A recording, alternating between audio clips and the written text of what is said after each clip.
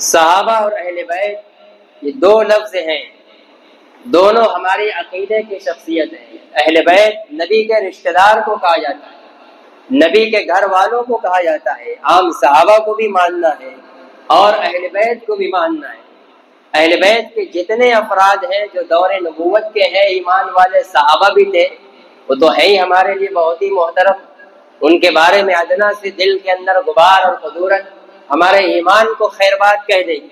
لیکن ان صحابہ کی، اہل بیت کی بعد کے زمانے میں بھی جو اولادیں چلی ہیں، خاص طور سے جو فاطمی اولاد ہیں، حسنی سادات اور حسینی سادات، جو ان دونوں نوازوں کی نسل جو چلی ہے، جو ان کی نسل سے آج بھی ایمان والے ہیں، ان کو بھی عقیدت و احترام کی نگاہ سے ہم دیکھتے ہیں۔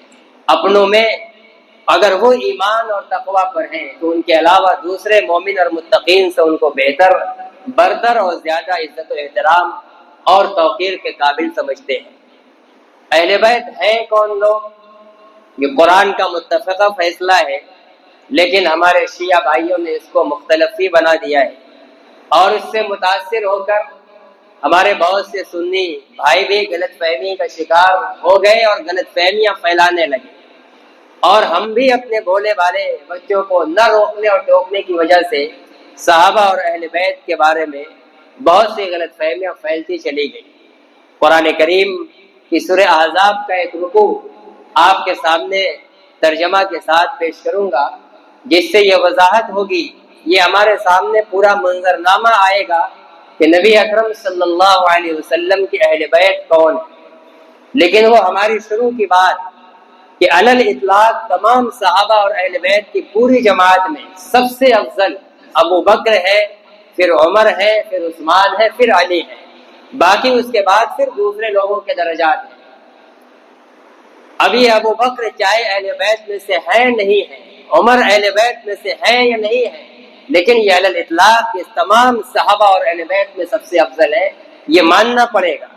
نبی اکرم صلی اللہ علیہ وسلم کے کسی خانوادے سے اپنے مزاج کے مطابق ایک طرح کی محبت قائم کر لینا اور نبی کے بچھائے ہوئے نقشے سے اوپر اٹھ کر ان قدسی صفات، شخصیات سے اوپر اٹھا دینا جن کو رسول اللہ صلی اللہ علیہ وسلم نے علی الاطلاق سب سے افضل کہا اور صحابہ نے علی الاطلاق سب سے افضل سمجھا، ان سے بھی اوپر اٹھا دیا جائے، یہ اہل بیت کے ساتھ ناانصافی ہے، ان کے مزاج کی حق تلفی ہے، ان کی تعلیمات کو رودنا ہے۔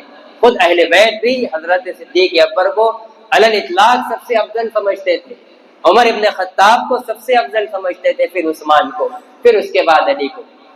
اس لیے ہم نبی اور خلفائے راشدین کے راستے سے نہیں ہٹ سکتے اہل بیت کی محبت میں۔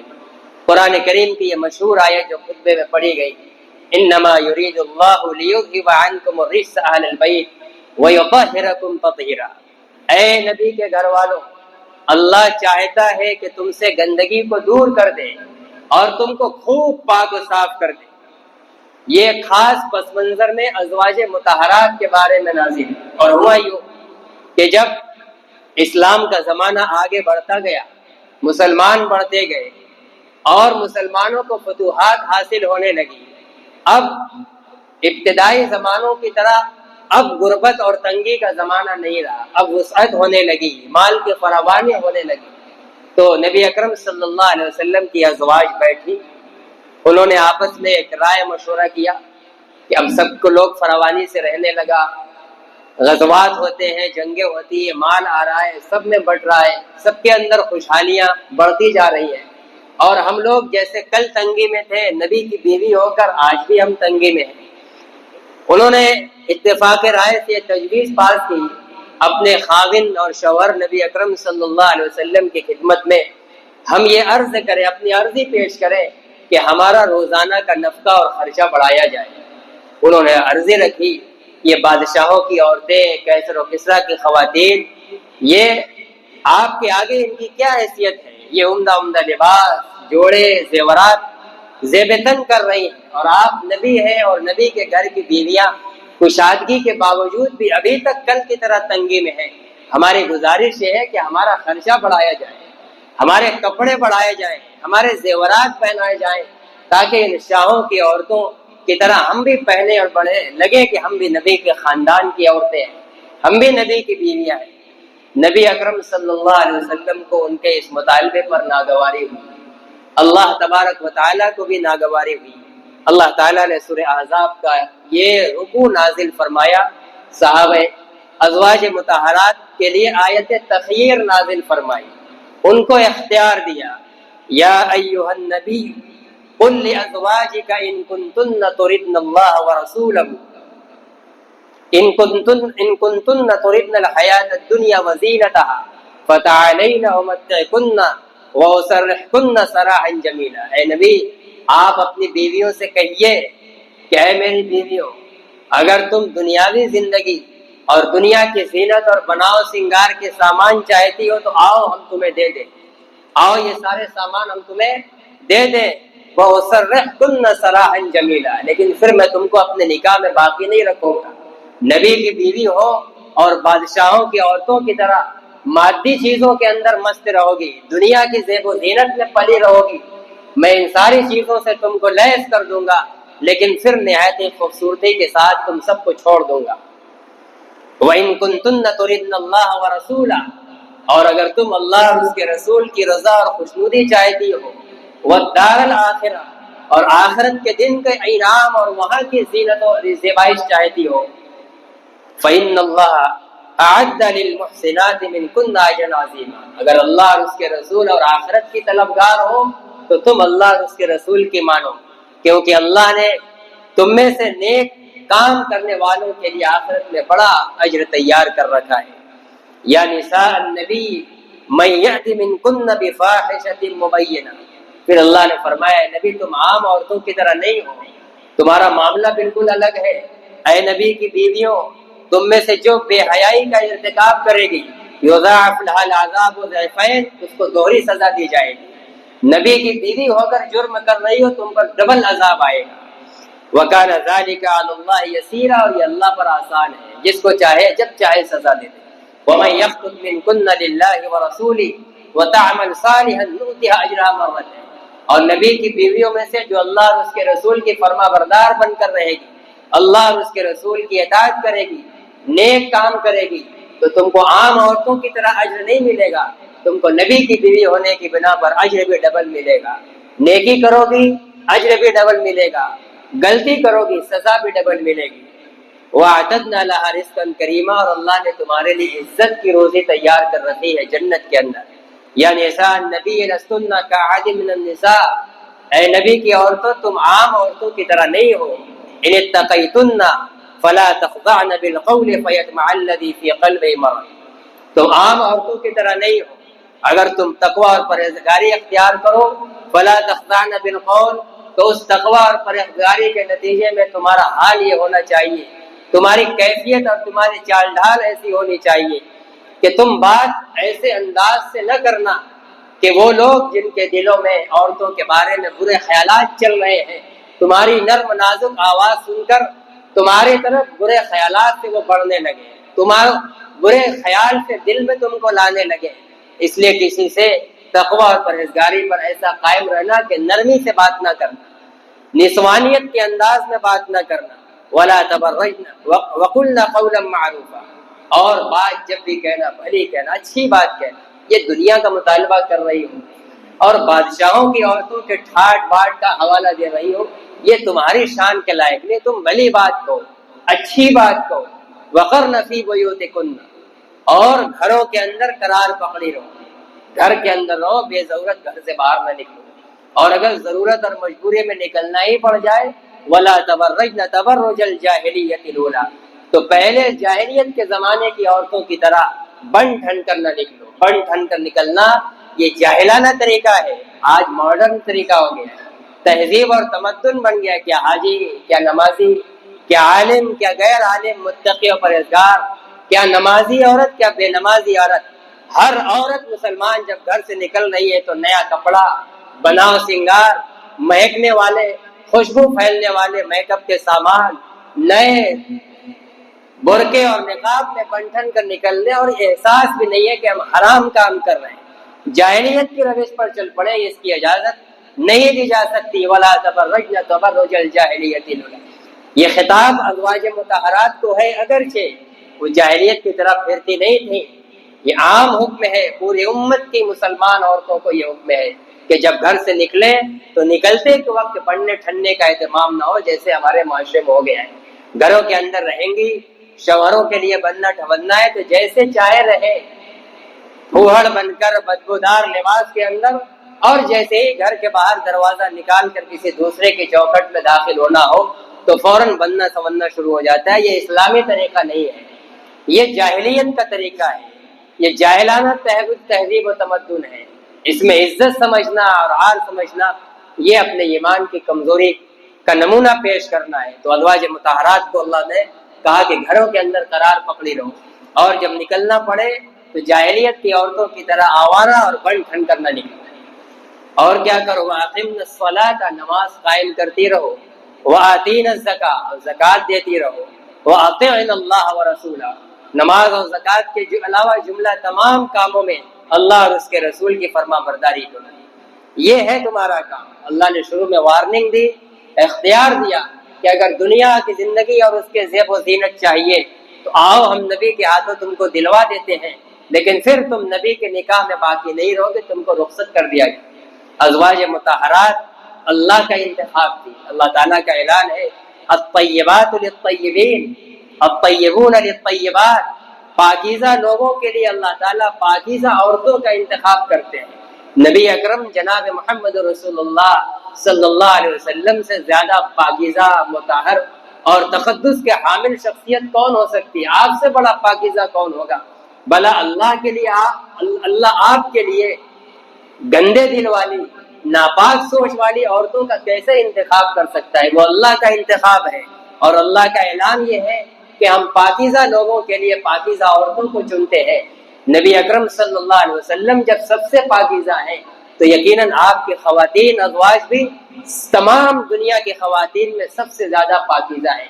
ان سے زیادہ پاکیزہ ذوق اور مزاج کی کوئی عورت نہیں ہو سکتی۔ انسانی فطرت تھی، انسانی فطرت کے اندر جو خیالات آنا چاہیے تو ان کے اندر بھی آ گئے، لیکن جب اللہ کی طرف سے تنبہ ہوا، جب ان کو ڈانٹ پڑی ہے، اختیار دیا گیا کہ چاہے یہ لے لو یا یہ لے لو، تو فوراً اندر کی پاکیزگی جاگ اٹھی، ان کو اپنا پاکیزہ پن یاد آ گیا کہ ارے ہم کس شخصیت کے نکاح میں ہیں اور ہم نے کیسا بوڑھا مطالبہ کر دیا، اور فوراً سب نے اپنا جرم کا اعتراف کیا اور کہا کہ نہیں، ہمیں دنیا کا ساز و سامان نہیں چاہیے، ہمیں تو جس حال میں بھی رکھے، ہمیں محمد رسول اللہ صلی اللہ علیہ وسلم جیسا شوہر چاہیے، اس کے علاوہ ہمیں کچھ نہیں چاہیے۔ یہی ان کی اصل فطرت تھی، یہی ان کی پاکیزگی کا اصل جوہر تھا، لیکن جو کہ وہ انسان تھی، انسانی فطرت کے تقاضے ایک تقاضا نکلا، اور اللہ نے جب تنبیہ فرمائی فوراً پیچھے ہٹ گئی۔ پھر اللہ تعالیٰ نے حکمت بیان فرمائی کہ ازواج مطہرات، ہم نے دنیا کی ان چیزوں سے ان کو کیوں دور رکھا ہے؟ نبی کے گھر میں مال و دولت کے انبار کیوں نہیں لگائے؟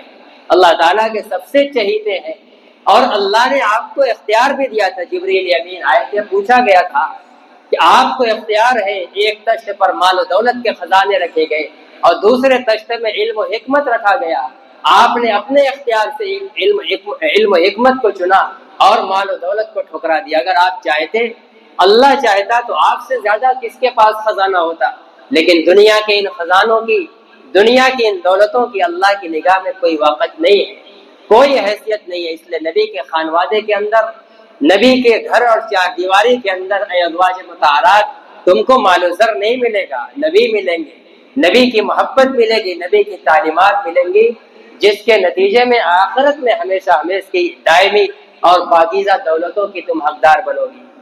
نبی اکرم صلی اللہ علیہ وسلم کی ازواج کو پھر اللہ نے تنبیہ فرمائی کہ اللہ نے یہ تم کو تنبیہ اور ان باتوں کی جو تم کو ہدایت دیا ہے کہ اللہ رسول کی مانو اور آخرت کے کاموں کے لیے نیک کام کرو، نماز قائم کرو، زکوٰۃ دو، اور ہر معاملے میں اللہ اور اس کے رسول کی اطاعت کرو، اور مال و دولت سے تم کو دور رکھا ہے۔ انما یرید اللہ لیذھب عنکم الرجس، اے نبی کے گھر والیوں، اللہ ان تعلیمات اور اپنے فیصلے کے ذریعے تم سے گندگی کو دور کرنا چاہتا ہے۔ مال کے اندر بھی گندگی ہے، مال کی ایک محبت ہوتی ہے، جب وہ دل کو گھر جاتی ہے تو بہت سے احکام خداوندی کی تکمیل میں رکاوٹ بن جاتی ہے۔ اللہ نہیں چاہتے کہ نبی کے ازواج مطہرات کے لیے पल भर की कोई सामने रुकावट मौजूद हो, इसलिए माल को तुमसे हटा दिया है ताकि किसी भी तरह की गंदगी, माल की मोहब्बत का दाग भी तुम्हारे दिलो दिमाग के अंदर न रहे। इस पाकीज़गी के लिए अल्लाह ने तुम्हारे घर से इन सब चीजों को दूर किया है। वयुत्तहिरकुम तत्हीरा, और तुमको अल्लाह खूब पाक करना चाहता है। आगे फरमाया वज़कुरना मा युतला फी बुयूतिकुन्ना मिन आयातिल्लाहि वल हिकमा, और साथ ही साथ अपने घर में जब रहो तो घर में जो आयात, अल्लाह की आयात और सुन्नत का जो पैगाम आपके घरों से पूरी दुनिया में फैल रहा है, मोहम्मद रसूलुल्लाह सल्लल्लाहु अलैहि वसल्लम के जरिए घरों में उसी का मुज़ाकरा करती रहो, उसी का तज़किरा करो, उसी को सीखती सिखाती रहो। यही तुम्हारे लिए पाकीज़ा अमल और बेहतरीन मशगला है। यहाँ इस आयत को पूरा रुकू हमने पेश किया। आप देखिए, समझिए, अल्लाह ने रुकू के आगाज से अज़वाज मुताहरात को खिताब किया है। उनकी तरफ से एक मुतालबा हुआ था, नबी से माल का मुतालबा हुआ था। अल्लाह ने उनको तंबीह फरमाई इस आयत के अंदर, और आखिरी रुकू में ये बतलाया है कि सारी तंबीह और हिदायत का मकसद ये है कि अल्लाह तुमको हर तरह की गंदगी से पाक करना चाहता है। इसमें अल्लाह ने उनको मुखातब किया अहलल बैत, अहलल बैत, घर वाले। और अरबी और लुगात के एतबार से किसी भी इंसान का घर वाले सबसे पहले उसकी बीवी होती है। इसीलिए उर्दू मुहावरे में भी बीवी को घर वाली कहा जाता है। कोई अपने बेटे को घर वाला नहीं कहता है, अपनी बेटी को घर वाला नहीं कहता है, अपने माँ बाप को घर वाला नहीं कहता है, बीवी घर वाली होती है। औलाद है, एक उम्र तक माँ बाप के साथ चिपक कर सोती है। जैसे ही जैसी उम्र बढ़ती है बिस्तर अलग होता है, रूम अलग हो जाता है, शादी होती वो अपनी बीवी के साथ अलग होता है। लेकिन एक बीवी जब एक शौहर से वाबस्ता हो जाती है, जब तक निकाह में रहती है आखिरी सांस तक मियां बीवी एक साथ रहते हैं, एक रूम में रहती है, एक बिस्तर पर रहते हैं। इसलिए ये दोनों एक दूसरे के लिए हकीकत में अहले बैत हैं। और कुरान से आको सबाक पे अज़वाज मुताहरात को मुखातब करके अहले बैत कह रहा है। और लुग़वी एतबार से भी अहले बैत किसी के घर वाले बीवी को कहा जाता है। कुरान ने हजरत इब्राहिम के घर वाले को अहले बैत कहा है, हजरत लूत के घर वाले को अहले बैत कहा है। घर वाले बीवियों को अहले बैत कहा है, बीवियां के किसी का अहले बैत होती है। तो हमारा ये अकीदा है कि जो अहले बैत का एक मिसदाक है और उसकी जो खास फजीलतें हैं, ये अव्वलन अज़वाज मुताहरात के बारे में इस कुरानी आयत के जरिए, क्योंकि पूरा रुकू अज़वाज मुताहरात को लेकर नाजिल हुआ है। पूरा रुकू में आया अज़वाज मुताहरात को तंबीह और हिदायत दी गई है, किसी और को नहीं दी गई। रिवायतों में है कि जब यह आयत नाजिल हुई और इसमें अहले बैत के एक खास पैगाम है कि अल्लाह उनके दिल से दुनिया की मादियत की और गुनाह की हर तरह की गंदगी को साफ और दूर करेगा। तो एक मौके पर आप एक यमनी काली चादर लिपटे हुए बैठे थे, जो हदीस किसा के नाम से मशहूर है। हदीस उम्मे सलमा रज़ी अल्लाह ताला अन्हा उम्मुल मोमिनीन रावी है। आपके सामने आपके दोनों नवासे यके बाद दीगरे हजरात हसनैन आए, आपने उन दोनों को अपनी चादर में ले लिया। फिर फातिमा आई, उसको भी इसे अपनी काली चादर में ले लिया। फिर अली आए दामाद, उनको भी ले लिया। और फिर उसके बाद फरमाया अल्लाहुम्मा हाउलाई अहलु बैती फ़अज़हिब अन्हुमुर रिज्स व तहिरहुम तत्हीरा। ऐ अल्लाह, ये चारों भी मेरे अहले बैत हैं, जो मेरी बीवियों के बारे में आपने कुरान में कहा है कि आप उनसे गंदगी दूर करेंगे। ऐ अल्लाह, मेरी आपसे फरियाद ये है कि मेरे इन घर वालों से भी गंदगी को दूर कर दीजिए और इनको भी खूब पाक कर दीजिए। उम्मे सलमा ने जब ये सुना तो आई दौड़ी और कहा, अल्लाह के नबी, क्या हम अहले बैत नहीं है? फरमाया क्यों नहीं, तुम तो उसमें शामिल हो। और भी मुताअद्दिद रिवायात के अंदर है, मुख्तलिफ सहाबा से पूछा गया, हज़रत ज़ैद इब्न अरक़म से पूछा गया कि कुरान करीम के अहलुल बैत के अंदर अज़वाज मुताहरात शामिल है या नहीं। हज़रत ज़ैद इब्न अरक़म ने कहा कि वही तो शामिल है, कुरान करीम की आयत के अंदर वही तो शामिल है। फिर हदीस से ये चारों हजरात शामिल हुए नबी अकरम सल्लल्लाहु अलैहि वसल्लम की दुआ के तोफ़ैल। एक बहुत बड़े 8वीं सदी हिजरी के मुहद्दिस बुखारी शरीफ के शारे गुजरे हैं, अल्लामा इब्न हजर, जो हाफिज इब्न हजर के नाम से मशहूर है, अल्लामा इब्न हजर अस्क़लानी रहमतुल्लाह। उन्होंने एक नुक्ता लिखा है कि जब अल्लाह ताला मौजूदा जिस वक्त आयत उतर रही है اس وقت جو ازواج مطہرات ہیں ان کی طرف سے ایک مطالبہ ہوا جو ان کو نہیں کرنا چاہیے تھا، مال بڑھانے کا۔ اللہ نے تنبیہ کرنے کے لیے پورا رکوع اتارا، اس میں آیت تطہیر اتاری، ان کی پاکیزگی کا اعلان فرمایا، اہل بیت سے ان کو مخاطب فرمایا۔ پھر اللہ کے نبی نے اس آیت کی فضیلت میں دعا کر کے حضرت علی اور فاطمہ اور ان کے دونوں صاحبزادوں کو داخل فرمایا۔ آخر ایسا کیوں؟ تو انہوں نے نقطہ لکھا ہے کہ جب یہ آیت اتری ہے اہل بیت کی تطہیر کی، ازواج مطہرات کے بارے میں، ظاہر ہے کہ اس وقت حضرت خدیجہ الکبریٰ رضی اللہ تعالیٰ عنہ نہیں تھی، ان کی وفات پہلے ہو گئی تھی، اور ان کے ہوتے ہوئے آپ نے کسی دوسری سے نکاح نہیں فرمایا تھا۔ جب یہ آیت اتری تو آپ کو دفعتاً حضرت خدیجہ جو بڑی چہیتی تھیں، بڑی محبوبہ آپ کی تھیں، اور مشکلات میں بڑا سہارا بننے والی تھی، پہلی وحی کے وقت آپ کو جس بے چینی اور جیسی گھبراہٹ اور جان تک کی ہلاکت کا اندیشہ تھا، وہ حضرت خدیجہ الکبریٰ رضی اللہ تعالیٰ عنہ کا جگر گردہ اور ان کی حوصلہ بخش کلمات تھے کہ محمد رسول اللہ صلی اللہ علیہ وسلم کے پاؤں جمے، آپ کو عافیت اور اطمینان نصیب ہوئی۔ ایسی چہیتی بیوی کی آپ کو یاد ہو گئی کہ کاش اگر وہ بھی ہوتی تو آج وہ بھی اس فضیلت اور اس مدعے کو وہ بھی سنتی۔ ان کی تسلی کے لیے اللہ کے نبی صلی اللہ علیہ وسلم کو یہ خیال ہوا کہ وہ نہیں ہے، ان کی یادگار حضرت فاطمہ تو موجود ہے، ان کی چھوڑی اولاد، اور 3 صاحبزادیاں زینب، رقیہ، ام کلثوم گزر چکی تھی۔ اس آیت کے نزول کے وقت صرف حضرت فاطمہ باقی تھی، تو حضرت فاطمہ باقی تھی، اور حضرت علی آپ کے چچا زاد بھائی تھے، آپ ہی کی تربیت میں تھے، تو حضرت خدیجہ نے ان کی بڑی خاص تربیت فرمائی تھی، تو حضرت خدیجہ کو علی سے بھی لگاؤ تھا کہ ان کے تربیت یافتہ تھے، تو آپ نے دیکھا کہ فاطمہ ان کی یادگار بیٹی، اور علی ان کے تربیت میں رہے ہوئے وہ بھی ان کے یادگار ہیں، اور یہ 2 انہی کے صاحبزادے ہیں۔ اگر وہ اس وقت ہوتی تو وہ بھی اس مدعا اور خوشخبری کو سنتی، وہ نہیں ہے۔ ان کی تسلی کے لیے بار الہ خدیجہ کی تسلی کے لیے ان کی یادگار علی و فاطمہ اور ان کی دونوں اولادوں کے میں آپ سے مطالبہ کرتا ہوں کہ اس فضیلت اور مجدے میں ان کو بھی شامل کر دیجئے، تاکہ کسی درجے میں خدیجہ الکبریٰ کے لیے بھی تسلی کا سامان ہو جائے کہ میں اس وقت وہ مجدہ نہ سن سکی، لیکن میری اولاد تو اس مجدے اور بشارت کے اندر شامل ہوئی۔ باپ کو اس سے بھی تسلی ہو جاتی ہے کہ کوئی چیز وہ حاصل نہ کر سکا، اگر اولاد حاصل کر لے تب بھی باپ کو تسلی اور اطمینان ہو جاتا ہے کہ چلو ہم نہ صحیح، ہمارے بیٹے کو یہ چیز حاصل ہو گئی۔ تو یہ آیت اہل بیت ازواج مطہرات کے بارے میں۔ پھر حدیث کی وجہ سے حضرت علی اور فاطمہ اور ان کی اولاد، یہ سب اہل بیت کی فضیلت اور زمرے کے اندر داخل ہے۔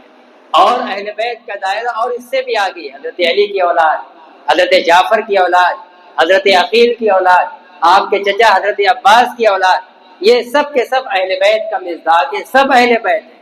آج ایک نعرہ لگا کر پنجتن پاک کا ایک جھوٹا نظریہ تھوپنے کی کوشش کی گئی ہے قرآن کے خلاف کہ حضرت علی اور فاطمہ، حسن، حسین صرف یہی اہل بیت ہیں، اور باقی جتنے صحابہ ہیں اور جتنے نبی کے گھر والے نعوذ باللہ سب نبی کے جانے کے بعد مرتد ہو گئے تھے، ایمان سے پھر گئے تھے۔ یہ پوری امت کا دین پر سے بھروسہ ہٹانے کی ایک گھناؤنی سازش۔ یہ پنجتن پاک یہ بہت معمولی لفظ نہیں ہے، بہت گھناؤنا لفظ ہے، بہت خطرناک عقیدے کی ترجمانی۔ اپنے بچوں کو اہمیت کے ساتھ اس شرکیہ اور کفریہ جملے کو دہرانے سے روکنا، جس کا مطلب یہ ہے کہ صرف یہی 5 افراد پاک ہیں کفر اور شرک کی گندگی سے، اور باقی ابو بکر، عمر، عائشہ اور زینب اور جتنی امہات المومنین اور صحابہ اور صحابیات ہیں، سب نعوذ باللہ کفر اور شرک کی گندگی سے لت پت تھی۔ یہ پورے قرآن کو ٹھکرا دینا ہے، 23 سال کی پوری نبوی محنت پر پانی پھیرنے کی کوشش ہے، ایسا نہیں ہے۔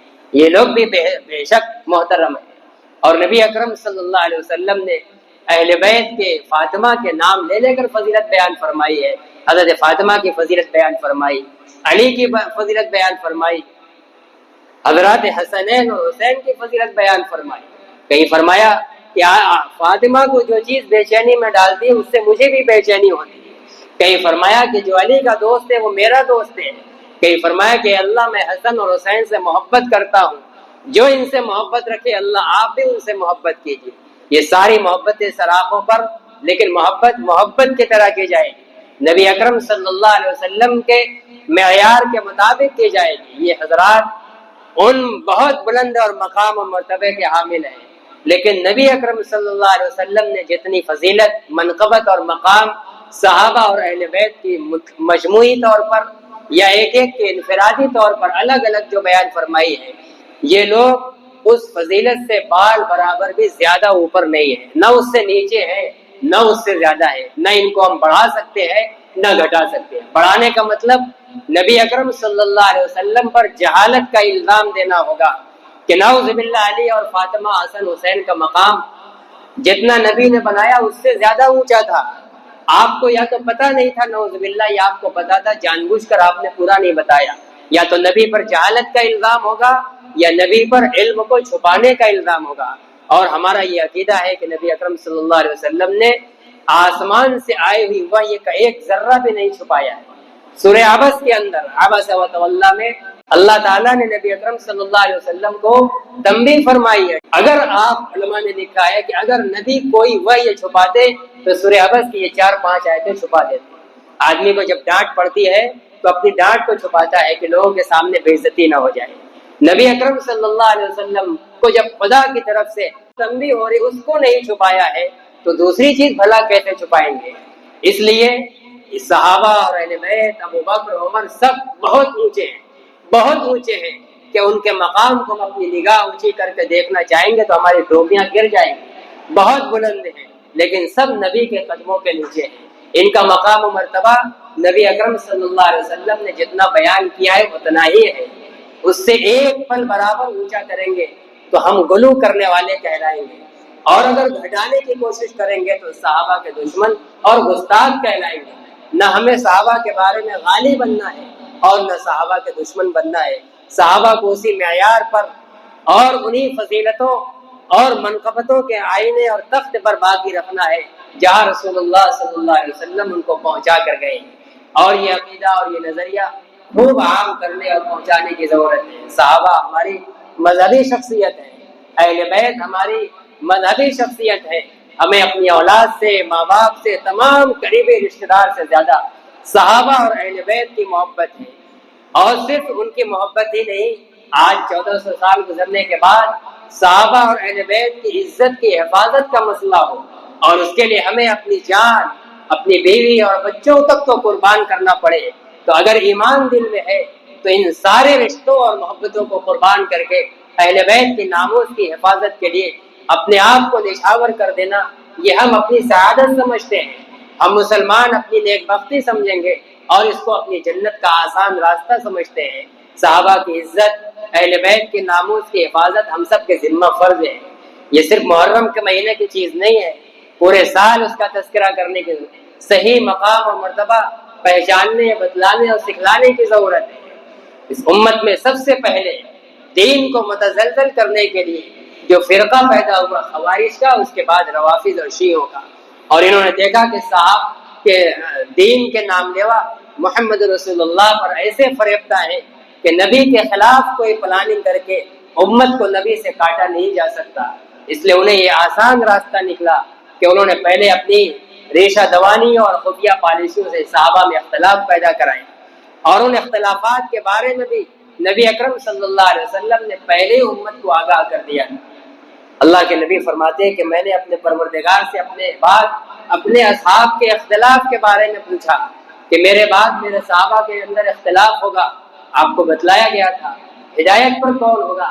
اللہ نے اسی وقت بتلایا کہ اختلاف کی حالت میں بھی آپ کا ہر صحابی ہدایت پر ہوگا۔ بعد کے لوگ جس کا دامن پکڑیں گے محمد رسول اللہ صلی اللہ علیہ وسلم کے دین و شریعت سے وابستہ ہو جائیں گے، جنت کے حقدار بن جائیں گے۔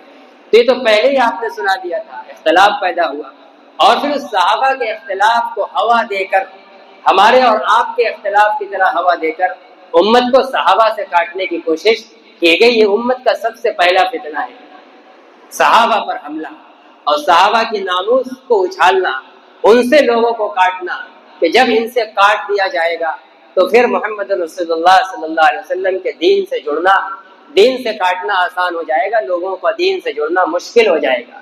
اس لیے کہ دین نبی اکرم صلی اللہ علیہ وسلم کا دین جو سمجھو کہ ایک گول کے اندر موجود ہے، آپ موجود ہیں، آپ سے لینے والے پورے ارد گرد صحابہ ہیں۔ صحابہ ایک زنجیر کی طرح آپ کے دین کو گھیرے ہوئے ہیں، زنجیر کے ہر کڑی کے پاس دین کا کوئی نہ کوئی حصہ موجود ہے، جو پوری کڑی کے ساتھ اس زنجیر کو تھامے گا وہی مکمل دین محمدی کا معاون کا حامل ہوگا، ماننے اور سمجھنے والا ہوگا۔ اور جو زنجیر کی ایک کڑی بھی چھوڑ دے گا، دین کا اتنا حصہ اس سے چھوٹ جائے گا، اور ایک کڑی چھوڑ کر اگر نکال دی جائے گی پھر اس راستے سے دین محمدی پر حملہ کرنا آسان ہو جائے گا۔ اصل صحابہ کی ذات کو نشانہ بنانا نبی اکرم صلی اللہ علیہ وسلم کے دین کو ٹارگٹ بنانا ہے، اور یہ ممکن نہیں تھا کہ جب تک صحابہ کو نشانہ نہ بنایا جائے۔ ہمارے علماء نے اس کے بالمقابل ایسی حفاظت فرمائی ناموس صحابہ کی کہ آنکھ بند کر دی، ایسے اصول بیان کر دیے کہ مسلمہ صحابہ وہ صحابہ جن کی صحابیت تواتر سے ثابت ہے، چاہے وہ نام کے ساتھ مشہور ہو چاہے گمنام ہو۔ اگر کسی صحابی کے بارے میں قرآن کی کسی آیت سے کسی صحابی کی توہین ثابت ہو رہی ہے، اولاً ایسا ہے نہیں، اگر بالفرض کسی آیت سے بھی کسی صحابی کی توہین ثابت ہو رہی ہو، اس آیت کی تعبیر کی جائے گی یا اس آیت کے ظاہری معنی کو چھوڑ دیا جائے گا۔ اگر کسی صحیح ترین حدیث سے کسی صحابی کی توہین ثابت ہو رہی ہو، حدیث چھوڑ دی جائے گی بلا تعویل۔ صحابی کے بارے میں کچھ غور و فکر نہیں کیا جائے گا کہ کیسے ہو گیا، آخر انہوں نے یہ کیوں کیسے کیا۔ ان کے معاملے کو اللہ کے سپرد کر کے ان کو ان کے حال پر چھوڑا جائے گا، ان کا معاملہ اللہ کے ہے، اللہ کے حوالے ہے۔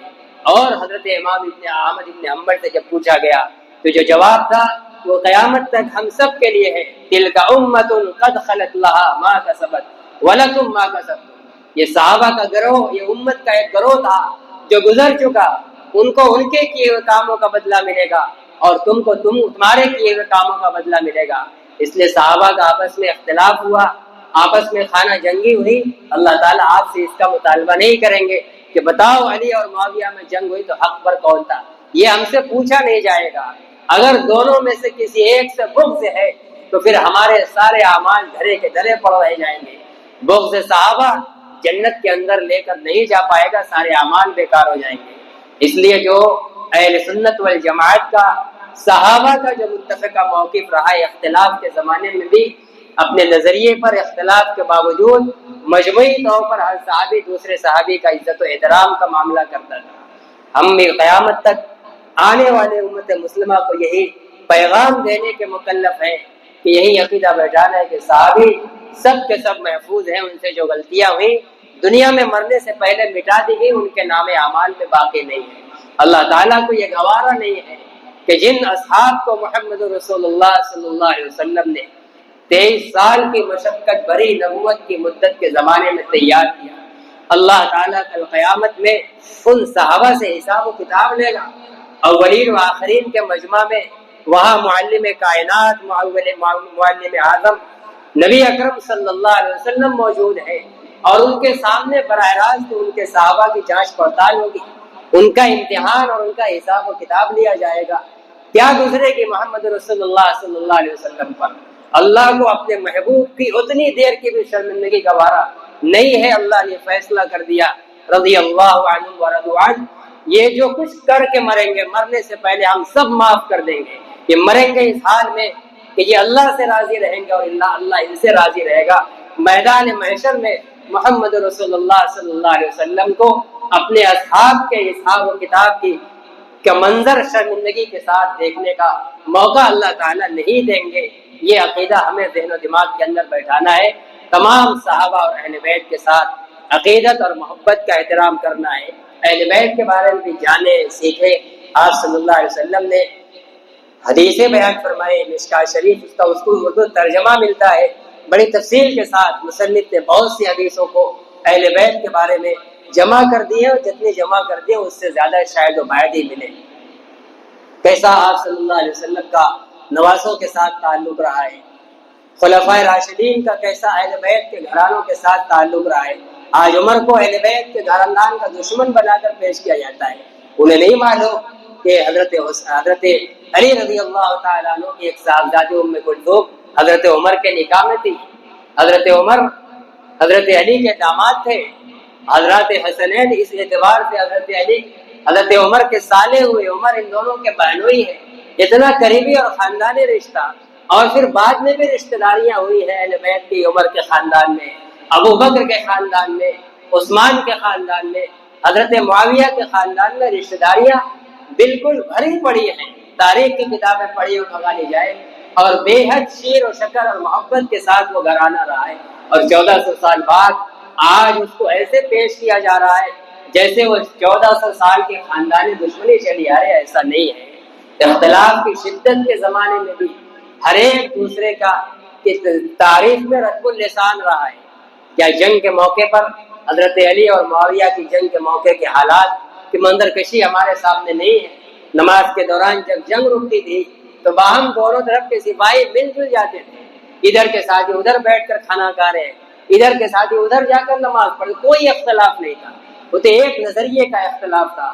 آج کے زمانے میں اس کو سمجھنا ایک مثال سے بہت آسان ہے، ہو سکتا ہے آپ کو مناسب نہ لگے، لیکن سمجھنے کے لیے مثال پیش کرنا ضروری ہے۔ صحابہ کا اختلاف، جمعیت علماء ہند کا 2008 میں اختلاف ہوا، دونوں طرف کے جو اکابر تھے ایک خاندان اور ایک ادارے سے وابستہ لوگ تھے۔ جمعیت علماء کے اپنے جو بنیادی اغراض و مقاصد رہے ہوں گے، تنظیمی دستور اور اس کی دفعات کے نظریے میں اختلاف ہوا، شدت کا اختلاف ہوا، جو اگر کہ آج ختم بھی ہو گیا، لیکن اس شدت کے اختلاف کے زمانے میں بھی جمعیت علماء کے علاوہ دوسرے پلیٹ فارم باہم شیر و شکر و سلام و مصافحہ، ایک دوسرے کے اپنے دسترخوانوں پر بلانا، ایک دوسرے کو اپنے اولادوں کا نکاح پڑھوانا، یہ آنکھوں دیکھا ہے آج کے منظرنامے بالکل ہو بہو، اور اس سے زیادہ شیر و شکر علی اور معاویہ تھے، دونوں طرف کے لوگ تھے، کوئی آپس میں مخالفت نہیں تھی۔ وہ حضرت عثمان کے خون کے بدلے میں صرف ایک مسئلے میں اختلاف تھا، دشمن کے ریشہ دوانیوں سے جنگ ہو گئی، لیکن مخالفت نہیں تھی، دونوں ایک دوسرے کے خیر خواہ تھے۔ اسی موقع پر روم کے بادشاہ نے دیکھا کہ موقع بڑھیا ہے، علی خانواد رسالت سے تعلق رکھتے ہیں، ان کو مٹا دیا جانا صفحہ ہستی سے زیادہ مفید مقصد ہوگا، سوچا کہ اس وقت مخالفت چل رہی ہے، معاویہ کو اپنے ساتھ لے لیا جائے اور علی کے اوپر حملہ کیا جائے۔ پیغام آیا امیر معاویہ کے پاس، ہم اور آپ ہوتے گندے دل والے تو شاید موقع غنیمت جانتے، لیکن حضرت معاویہ کے کان کھڑے ہو گئے اور سخت لہجے میں جواب دیا کہ اور امی کتے، تو ہمیں اور معاویہ میں جنگ لڑائی کرانا چاہتا ہے، تو ہم کو اور علی کو الگ سمجھتا ہے۔ یاد رکھ، اگر تو نے علی کی طرف ٹیڑھی آنکھ کر بھی دیکھنے کی کوشش کی تو میں پہلا وہ سپاہی ہوں گا جو علی کے ڈنڈے کے نیچے تیرے خلاف لڑوں گا اور تیری گردن اڑانے کی کوشش کروں گا۔ یہ حضرت معاویہ رضی اللہ تعالیٰ عنہ کے تاثرات تھے، محبتیں تھیں۔ حضرت علی رضی اللہ تعالیٰ عنہ سے پوچھا گیا قرآن کی اس آیت کے بارے میں، وَنَزَعْنَا مَا فِي صُدُورِهِم مِّن غِلٍّ إِخْوَانًا عَلَىٰ سُرُرٍ مُتَقَابِلِينَ، جنت میں جانے کے بعد ہر جنتی کے دل کو اللہ تعالیٰ کرم بالکل صاف کر دیں گے۔ دنیا میں چند نیک لوگوں میں بھی آپس میں کچھ خدورت ہو جاتی ہے، اللہ تعالیٰ کہیں گے جنت میں جانے سے پہلے سب کا دل بالکل پاک و صاف کر دیں گے۔ ایسا نہیں کہ دنیا میں منہ پھیرے ہوئے تو وہاں بھی منہ پھیرے ہوں گے، وہاں بھائی بھائی بن کر رہیں گے، علی سرر متقابلین، اپنے اپنے بیڈوں پر باہم ایک دوسرے کے سامنے رخ ملا کر بیٹھے ہوں گے، رخ پھیر کر نہیں رہیں گے جیسے دنیا میں رخ پھرا ہوا تھا۔ تو علی رضی اللہ تعالیٰ عنہ فرماتے تھے کہ یہ آیت ہمارے اور معاویہ کے بارے میں نازل ہوئی، یعنی ہم دونوں کے ایک مسئلے میں اختلاف ہو کر جو دل میں تھوڑا سا ایک دوسرے کے بارے میں غبار آ گیا، یہ اللہ ہم دونوں کے بارے میں کہہ رہے ہیں کہ ہم دونوں جنت میں صاف دل ہو کر داخل ہوں گے۔ تو علی اور معاویہ تو آپس میں ایک دوسرے کو جنتی مان رہے ہیں اور یہ کہہ رہے ہیں کہ یہ آیت ہمارے بارے میں ہے۔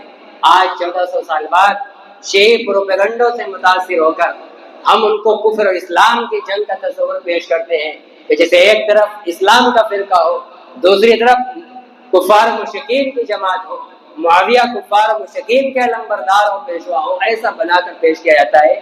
اس سازش کو سمجھنے کی ضرورت ہے۔ صحابہ کی لڑائیوں کو ابھار کر در حقیقت ہمیں صحابہ سے بددل کر کے دین سے دور کرنا ہے۔ جب علی سے بددل ہو جائیں گے تو علی سے جو روایتیں منقول ہیں ظاہر ہے کہ ہم ان کو بھی چھوڑ دیں گے۔ جب وہ ابو ہریرہ سے ہمارا دل ہٹ جائے گا نعوذ باللہ، تو ابو ہریرہ سے جو 5000 سے زائد حدیثیں ہیں تو پھر ہم ان کو بھی قبول نہیں کریں گے۔ جب معاویہ سے دل ہٹ جائے گا تو معاویہ کی روایتیں چھوڑ دیں گے۔ تو سب کا نقصان جا کے دین محمدی پر گرے گا، نبی اکرم صلی اللہ علیہ وسلم کی احادیث پر گرے گا۔ یہ دشمن کے گھناؤنی سازش، اور یہ تو علماء نے بہت تحقیق کے ساتھ لکھ دیا ہے کہ خوارج اور روافض و شیعہ یہ یہودیت کی پیداوار ہے۔ یہودی اپنی تمام تر چالوں سے جب ناکام ہو گئے اور دیکھا کہ ابو بکر چلے گئے، عمر کے زمانے میں سازشیں کی، لیکن عمر کے زمانے میں وہ روب اور دبدبا کی، ان کی شیطنت کام نہ کر آئی یہودیوں کی، بلا کے رفتہ رفتہ حضرت علی رضی اللہ تعالیٰ عنہ بلکہ حضرت عثمان رضی اللہ عنہ کے آخر زمان خلافت میں یہودیوں کی ریشہ دوانی شروع ہو گئی اور ان کی سازشیں کامیاب ہوتی شروع ہو گئی، اس طرح کہ نئے نئے مسلمانوں پر انہوں نے اپنا جادو چلایا، صحابہ پر نہیں چل سکا، نئے نئے مسلمانوں پر چلا، اور اس طرح پھر فرقے وجود میں خوارج اور روافض یہ براہ راست یہودیوں کی پیداوار ہے کہ جب ہم ان کو یہودی بنا نہ سکے، دین محمدی سے کاٹ نہ سکے، تو صحابہ کے اختلاف میں ان کو الجھا کر صحابہ سے کاٹ دیا جائے، اور دین آیا ہے صحابہ کے راستے سے۔ جب دروازے سے ہم کٹ جائیں گے تو پھر اندر داخل ہونے کا تو کوئی تصور نہیں ہو سکتا۔ نبی اکرم صلی اللہ علیہ وسلم کی ذات، آپ کے تمام علوم ایک محل کی حیثیت رکھتے ہیں، اور اس محل کے داخلے کے دروازے ہیں صحابہ اور اہل بیت۔ ان دروازوں سے ہی اس میں ہم داخل ہو پائیں گے، تو ان دروازوں کو ہی گرانے کی کوشش کی گئی ہے۔ اللہ تعالی ہم سب لوگوں کو صحیح سمجھ عطا فرمائے، صحابہ کی عقیدت اور محبت ہمارے دلوں میں واقعی طور پر پیدا فرمائے، اور دشمنان صحابہ کی ریشہ دواریاں ہمیں سمجھنے کی توفیق عطا فرمائے۔ تمام صحابہ کرام کے لیے ایصال ثواب کا ہمیں ہمیشہ اہتمام کرنا چاہیے۔ قرآن نے تو جو تیسرا درجہ ایمان والوں کا، ایمان والوں کے 3 درجے بیان کیے ہیں۔ ایک وہ درجہ جنہوں نے ایمان لانے کے بعد ہجرت کی، مکہ سے مدینہ گئے، ایمان والوں کا دوسرا طبقہ وہ مدینہ کے انصار، اور تیسرا طبقہ ان کے علاوہ جو قیامت تک آنے والے ہیں، ان کی ایک خاص پہچان بتائی اللہ تعالیٰ نے۔ قیامت تک انصار اور مہاجرین کے بعد جو ایمان لانے والے ہیں ان کی پہچان کیا ہوگی؟ فرمایا کہ جو لوگ ان مہاجرین اور انصار کے بعد آئیں گے وہ کہیں گے یقولون ربنا اغفر لنا ولاخواننا الذین سبقونا بالایمان، اے ہمارے پروردگار بخش دیجیے ہم کو بھی اور ہمارے ان بھائیوں کو جو ہم سے پہلے ایمان میں گزر گئے، جو صحابہ اور مہاجرین ہم سے پہلے ایمان لائے اور گزر گئے، اور ہمارے پروردگار ان کو بھی بخش دیجیے، اور ہمارے دلوں میں ان کے لیے کوئی کینہ نہ بنائیے۔ یہ قیامت تک اگر کوئی اب معتبر مسلمان ہے تو اس کی ایک شناخت یہ ہے کہ وہ صحابہ اور اہل بیت کے لیے دعائے مغفرت کرے گا، صحابہ اور اہل بیت کی طرف سے اس کا دل صاف ہو، اس کی دعا کرے گا۔ جو اس کی دعا کا اہتمام نہیں کرے گا، صحابہ اور اہل بیت کے لیے دعائے مغفرت نہیں کرے گا، کسی صحابی کے بارے میں دل کے اندر قدورت رکھے گا۔ قرآن نے ایمان والوں کے 3 ہی قسمیں بیان کی ہے، اس کے علاوہ کوئی اور قسمیں ایمان والوں کی نہیں ہے۔ وہ ایمان والوں کی قسموں کے باہر ہے، وہ ایمان والا نہیں ہو سکتا۔ اگر ایمان والا ہے تو وہ صحابہ کے لیے دعائے مغفرت کا اہتمام کرے گا۔ یہی اب ہماری پہچان بچی ہے، اس کے علاوہ اور کوئی شناخت نہیں ہے۔ اور یہ بھی دعا کریں گے کہ اللہ ہمارے دل صحابہ کی دشمنی سے گندے نہ ہو، صحابہ کی کوئی قدورت دل کے اندر نہ ہو۔ ہم سب کو اس کی دعا مانگنی ہے۔ محرم کے مہینے کے اندر ہمارے شیعہ بھائیوں کی طرف سے بہت سی خرافات پھیلائی جاتی ہیں۔ آج سوشل میڈیا کے ذریعے ہر ہاتھ میں خرافات آتی ہے، یوٹیوب کے بیانوں کے ذریعے، واٹس ایپ کے میسجوں کے ذریعے۔ ہر میسج کو دیکھتے ہی پھیلانا نہیں ہے، ہر بیان کو سنتے ہی دیکھتے ہی سننا نہیں، اور اگر سن لیا ہے تو فوراً کوئی تاثر نہیں قائم کرنا ہے۔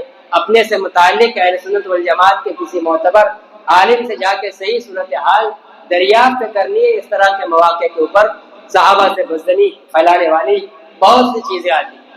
آپ کو یہ بتا دوں کہ نبی اکرم صلی اللہ علیہ وسلم کی جتنی احادیث ہیں جو آپ نے قرآن کی تفسیر میں پوری امت کو جو دین سکھلایا ہے، جو احادیث کی شکل میں محفوظ ہیں، اس سب کی ان کے الفاظ کے اعتبار سے تعداد 3 لاکھ نہیں ہے، لاکھ بھی نہیں ہے۔ روات اور صحابہ اور سند کی تعداد کے اعتبار سے ان کی تعداد ہے۔ محدثین ایک لفظ حدیث کا اگر الگ الگ کئی صحابی اور سند سے آئے تو جتنے واسطے سے آئے گی اس کو اتنی حدیث شمار کرتے ہیں۔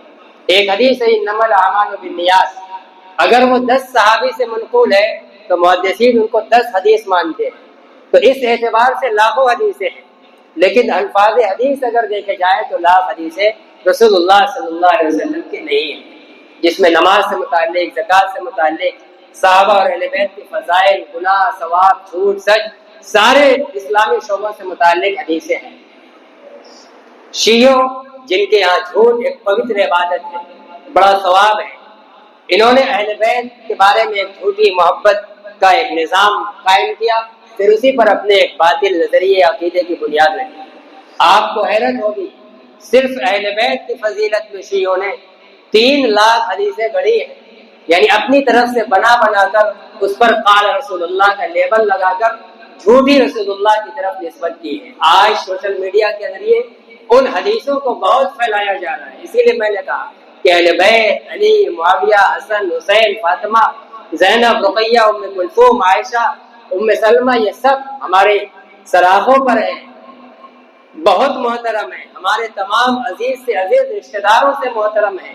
آج 1400 سال بعد ان کی عزت کہیں اچھالی جا رہی ہو تو ان کی حفاظت کے لیے اپنی جان قربان کر دینا ہم اپنے لیے جنت کا آسان راستہ سمجھتے ہیں، لیکن یہ تمام فضیلت ان کی اتنی ہی ہے جتنی اللہ اور رسول اللہ نے بیان فرمائی ہے۔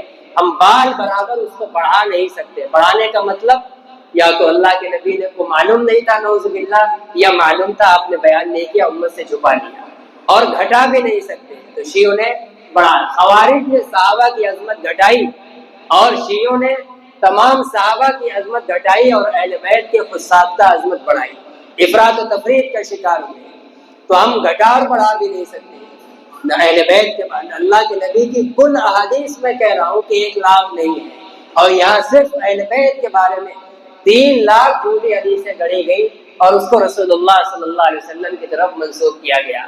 اس لیے اہل بیت کی فضیلت کے بارے میں سوشل میڈیا پر جو کچھ آئے فوراً اس کو بغیر تصدیق کیے ہوئے پھیلا دیں، اس کو قبول کر لیں، مان لیں، اس سے احتیاط کرنے کی ضرورت ہے۔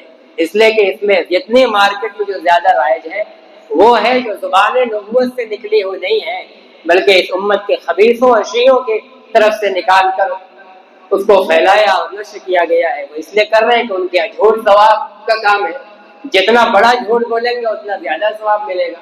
اور جھوٹ میں سب سے بڑا جھوٹ یہ ہے کہ جھوٹی بات رسول اللہ صلی اللہ علیہ وسلم کی طرف منسوب کیا جائے۔ ہمارے ہاں یہ بہت بڑا گناہ ہے۔ من کذب علی متعمدا فلیتبوأ مقعدہ من النار، اللہ کے رسول فرماتے ہیں کہ جو جان بوجھ کر میری طرف کسی جھوٹی بات کی نسبت کرے، چاہے وہ بات کتنوں واقعی اور حقیقی ہو، اگر وہ رسول اللہ نے نہیں کہی ہے اور ہم اس کو آپ کی طرف منسوب کریں کہ اللہ کے رسول نے یہ بات کہی، اللہ کے نبی فرماتے ہیں کہ اس کا ٹھکانہ جہنم ہے۔ جھوٹی بات نبی کی طرف جان بوجھ کر منسوب کرنے والے کا ٹھکانہ، اللہ کے نبی نے فرمایا کہ اس کا ٹھکانہ جہنم ہے۔ تو ہمارے ہاں تو جھوٹ کا یہ انجام ہے، ان کے یہاں فضیلت ہے اس لیے وہ گڑھنے میں لگے ہوئے ہیں، ہمیں ان سے چوکنا رہنے کی ضرورت ہے۔ صحابہ اور اہل بیت کے جو قرآنی فضائل ہیں، ابھی مولانا زاہد صاحب نے کئی آیتیں پڑھی، جتنی پڑھی وہ صحابہ اور اہل بیت سب کے بارے میں۔ ابھی سورہ احزاب کی آیت پڑھی گئی ازواج مطہرات کے بارے میں، اس کے ضمن میں حدیث قصہ پیش کی حضرت علی، فاطمہ اور ان کے دونوں صاحبزادوں کے بارے میں، اور بھی متعدد احادیث اہل بیت اور صحابہ کے بارے میں ہیں جو یہ ہمیں بتلاتی ہے کہ یہ انبیاء کے بعد سب سے محترم اور مقدس لوگ تھے۔ اب قیامت تک کسی کو بھی اگر نبی سے جڑنا ہے، نبی کے دین پر عمل کرنا ہے، تو صحابہ کے چوکھٹ پر آنا پڑے گا، انہی کے دامن سے وابستہ ہونا پڑے گا۔ یہی ہمیں مراد نبوت تک اور دربار نبوت تک پہنچانے والے لوگ ہیں، اور پھر ہم اللہ کے رضا اور خوشنودی کا مقام حاصل کرنے کے حقدار بن سکتے ہیں۔ اللہ تعالیٰ ہم سب کو ان ہدایات پر کہنے اور سننے سے زیادہ عمل کی توفیق عطا فرمائے۔ جو شروع میں اشارہ کیا تھا حضرت حسین رضی اللہ تعالیٰ عنہ کی شہادت جو 10 محرم کو پیش آئی ہے، یہ بھی ایک دردناک شہادت ہے۔ حضرت عثمان کی شہادت بھی بڑی دردناک شہادت ہے، جس میں 40 دن تک پانی ان کے اوپر بند کر دیا گیا تھا گھر کے اندر محاصرہ۔ وہ مسجد نبوی جو ان کے وقف زمین ملا کر جس کی توسیع کی گئی تھی، اس کی تعمیر کرائی تھی، وہ کنواں جو وقف کیا لوگ پانی پی رہے تھے، ان ساری چیزوں سے عثمان کو محروم کر دیا گیا۔ ایسے ہی آپ کے لاڈلے نوازے کو بھی ایک خاص پس منظر میں، یزید کی بیعت کے پس منظر میں ماحول اور موقع یہاں تک لا کر پہنچاتا ہے کہ آپ کوفہ پہنچ جاتے ہیں، باوجود کہ خیرخواہوں نے، دوسرے صحابہ کرام نے حالات کو بھاپ پر بارہا خطوط کے ذریعے روکنے کی کوشش کی، لیکن حضرت حسین رضی اللہ تعالیٰ عنہ کے چچا زاد بھائی جب حضرت مسلم ابن عقیل رضی اللہ تعالیٰ عنہ کی شہادت ہو گئی تو ان کی اولادوں کی جلجوئی کے لیے انہوں نے پیچھے ہٹنا گوارا نہیں کیا اور اجازت دی کہ جس کو جو جانا چاہے چلا جائے۔ چنانچہ بہت سے لوگ پیچھے بھی ہٹے، لیکن آپ کے خانوادے کے لوگ آپ کے ساتھ اخیر تک رہے اور میدان کربلا کے اندر 10 محرم الحرام سن 61 ہجری کے اندر آپ نے جام شہادت نوش فرمایا ہے۔ جاگنے کے عالم میں، روزے کے عالم میں مظلومیت کی شہادت ہوئی ہے اور اس جنگ کے نقشے اور ماحول میں کھلے ہوئے اس ماحول کے اندر بھی دین پر قائم ہے، نمازوں کی پابندی ہو رہی ہے، گھر کی خواتین پردہ، عفت اور پاک دامنی کا دامن مضبوطی سے تھامے ہوئے ہیں۔ صرف شہادت اور خون بہنے کے منظر کو بیان کرنا اور نوحہ خوبی اور ماتم زانی کرنا یہ اسلام نہیں ہے۔ اگر شہادت کا جو پس منظر ہے، منظر نامہ ہے، اور شہادت کے وقت میں جو ان کا دین پر استقامت ہے، نمازوں کی پابندی ہے، امت کو استقامت کا جو پیغام دیا ہے، اپنی نسلوں کو جو دین پر اور دین محمدی پر جمنے کا پیغام دیا ہے، اور حادثات اور غم کے موقع پر صبر کا دامن تھامنے کا جو پیغام دیا ہے، حضرت حسین رضی اللہ تعالیٰ عنہ کے مکہ سے سفر تک کے خطوط جس میں بڑے بڑے ذرعی اور قیمتی نصیحتیں ہیں، میدان کربلا کے اندر کے ان کے خطبات سب کو نظر انداز کر دیا گیا۔ بس 10 محرم کو شہادت ہوئی اور پھر اس کے نام پر طرح طرح کے خرافات ایجاد کر کے امت کو اس میں پھنسا دیا گیا، یزیدیت میں پھنسا کر حسینیت سے ہٹا دیا گیا اور نعرہ حسینیت کا لگ رہا ہے۔ حسینی کردار کو مٹا دیا گیا، اس کو کتابوں کے اندر دفن کر دیا گیا، ایمان والوں کی زندگی کے اندر داخل نہ ہو ایسے ماحول تعزیہ داری اور ماتم اور نوحہ خوبی کے پیدا کر دیے گئے کہ اصل حسینیت آج ہم سے پوشیدہ ہو گئی۔ وہی امام چوک پر وہ تعزیہ داری کا منظرنامہ آتا ہے، تب ہماری نئی نسل حضرت حسین کو جانتی ہے۔ ہم بھی پورے سال ان کو نہیں سکھلاتے، کربلا کا خطبہ نہیں بتلاتے، کوفہ اور مکہ کے بیچ کی ایک طویل مسافت جو خط و کتابت ہوئی ہے مختلف حکمرانوں سے، صحابہ سے، اپنے گھر والوں اور رشتہ داروں سے، جن ذرعی نصیحتوں اور پیغامات پر وہ خطوط اور خطبے مشتمل ہیں، آج اس کو امت نے اپنی نگاہوں سے اوجھل کر دیا ہے۔ وہ خطوط اصل حسینیت ہے، وہ خطوط آج بھی زندہ ہے، اور جس نے ان خطوط کے اندر موجود تعلیمات کو اپنے سینے میں لگا لیا وہی حسینی کردار کا حامل ہے۔ اگر حسینیت کے حامل بننا چاہتے ہیں تو محمد رسول اللہ صلی اللہ علیہ وسلم کے دین پر جم جائیں اور دین کے لیے حسین کی طرح قربانی پیش کرنے کے لیے میدان کربلا میں اتر پڑے۔ آج بھی کربلا سجا ہوا ہے، گلی کوچے میں دین اپنی حفاظت کے لیے سسک رہا ہے، اپنے آپ کو عمل میں پروئے جانے کے لیے سسک رہا ہے، لیکن کوئی اس میدان کربلا میں اپنا حسینی کردار اور جگر لے کر اترنے کے لیے تیار نہیں ہے، کوئی نمازوں کو گلے اور سینے سے لگانے کے لیے تیار نہیں ہے۔ شادی بیاہ رات و دن کے قدم قدم پر رسول اللہ صلی اللہ علیہ وسلم کے دین کو پیروں تلے رودا جا رہا ہے، گھروں کے اندر، کاروبار میں، کارخانوں میں، حکومتی اور اجتماعی انتظامات کے اندر، آمرانہ عمارتی نظام کے اندر، ہر جگہ نبی اکرم صلی اللہ علیہ وسلم کی سنت کو رودا جا رہا ہے۔ یزید کے مقابلے میں آنا، اپنی جان اور پورے خاندان کے خون کا نذرانہ پیش کرنا اسی لیے ہوتا کہ دین محمدی بالا رہے، نبی اکرم صلی اللہ علیہ وسلم کا طریقہ غالب رہے، کوئی ظالم و جابر اپنے ظلم و جبر کی طاقت کے نشے میں میرے نانا جان کے دین کو مغلوب نہ کر دے۔ اس کے لیے انہوں نے اپنی جان کو نشاور کیا ہے کہ آج ہمارے آنکھوں تلے، ہمارے پاؤں کے نیچے، ہمارے گھر کے ارد گرد، چار دیواری کے اندر اور باہر، کیا حضرت حسین کے نانا جان کا دین نہیں مٹ رہا ہے؟ ان کی سنتوں کو رودا نہیں جا رہا ہے؟